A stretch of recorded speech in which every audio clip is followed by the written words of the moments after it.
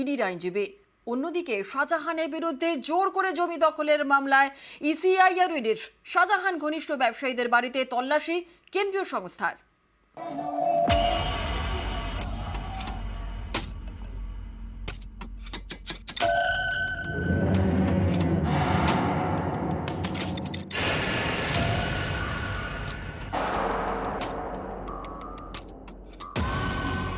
সন্দেশখালীর বেতাজ বাদশাহ শেখ শাহজাহান গত 5ই জানুয়ারি তার বাড়িতে যায় ইডি রেশন দুর্নীতির তদন্তে, কিন্তু শাহজাহানের দেখা মেলেনি।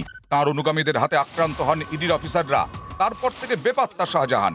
ইডি কোর্টে আগাম জামিনের আবেদন করেন শাহজাহানের আইনজীবী, যার বিরোধিতা করে ইডির আইনজীবী বলেন, শেখ শাহজাহান ক্ষমতাবান ব্যক্তি। 15 মিনিটে 3000 লোক জড়ো করে ফেলেন। রাজনৈতিক পদে রয়েছেন, blue I'd boy, talk of the town. জামিন পেলে যদি লন্ডনে চলে যান তাহলে মামলা ভেস্তে যেতে পারে। শেখ শাহজাহানের বিরুদ্ধে রেশন দুর্নীতির মামলা ছিলই, যুক্ত হয়েছে জোর করে জমি দখল এবং খুনের মামলা। শাহজাহানের বিরুদ্ধে রাজ্য সরকারের মামলায় নতুন করে ইসিআইআর ইডির। অন্যদিকে শুক্রবার 7 সকালে অভিযানে ইডি কলকাতা, হাওড়া এবং উত্তর 24 পরগনার 6 জায়গায় তল্লাশি।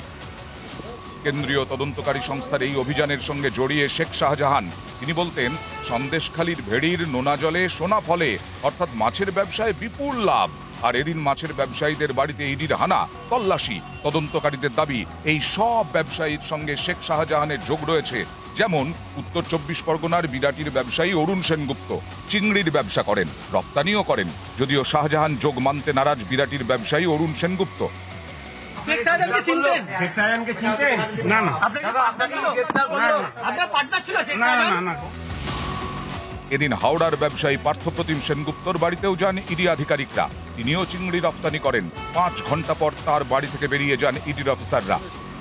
ওনারা দেখে গিয়েছেন অ্যাডিকুয়েট কোয়ারিজ হচ্ছে এবং হবে, হয়তো কিছু ট্রানজাকশন ওনাদের দেখবার ছিল, যেটা আমাদের এখান থেকে কিছুই পাননি, বিকজ আমার বাবা 2016 সাল থেকে সমস্ত ব্যবসাপত্র থেকে ডিটাচ।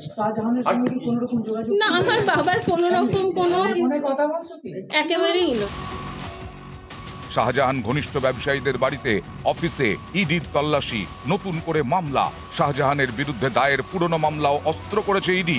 তাঁর জামিনের বিরোধিতা করতে পুরনো মামলার উল্লেখ করেন ইডির আইনজীবী। নিউজ 18 বাংলা।